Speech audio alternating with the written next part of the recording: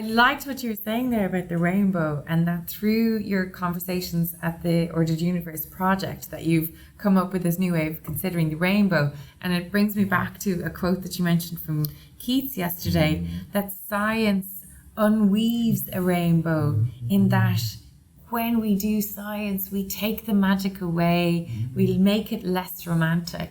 And so I'd like to get your opinion on, what have we done in communicating science where some people consider that it is unweaving the rainbow? Yeah, well, you were talking just now when we had a conversation about education policy, weren't we, about, so if we educate people to believe that science is just about rote learning facts, or mostly even about rote learning facts, it's about answers, not questions, it's about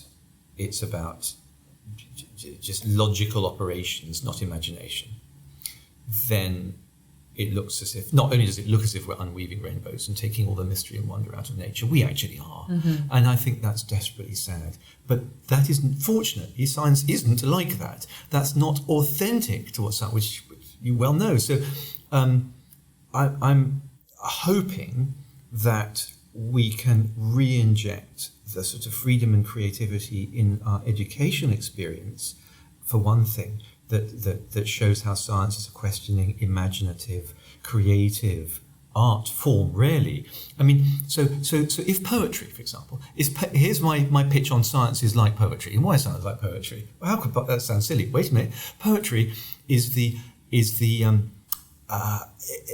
emergence of creative inspiration within the tight constraint of form, isn't it? So what the poem comes from having, it's a great creative idea, but constraining it and shaping it in a sonnet or a stanza or whatever. Okay. Well, what could call on greater imagination and power than to reimagine the entire universe, from the greatest galaxies to the tiniest atoms in our minds? Okay, if you want to call on imagination, but what could constitute the tighter form than to make sure that imagined cosmos corresponds to the universe we actually observe and see and do in our experiments. So science is not as far distant from poetry as all that, because it calls on imagination within form. Now, but do we communicate that? And we don't. And I would. It's not difficult to. So if the media, for example, were to tell science more like the story it really is, rather than just try to wow people with the factual content that it's resulted in, I think we might get a bit further. I remember there's a lovely way of putting this, that I met Andrea Wolf at the Royal Society recently. She's recently written a wonderful book on Humboldt, mentioned Alexander von Humboldt, the great German late 18th century, early 19th century scientist and explorer, who invented the idea of nature as a system, actually. He used to be, much more, 100 years ago, at the centenary of his birth, that day was celebrated in Dublin, in Berlin, in New York, San Francisco, tens of thousands, Paris, tens of thousands of people came on the street to celebrate Humboldt.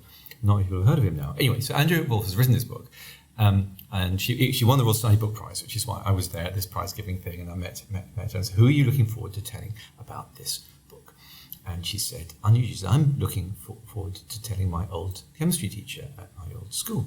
So why is that? Is that because you were good at chemistry? No, it's the opposite. Because she was the lady who told me I would never be able to any good at science. So I hadn't got the brain for science. I was hopeless at science.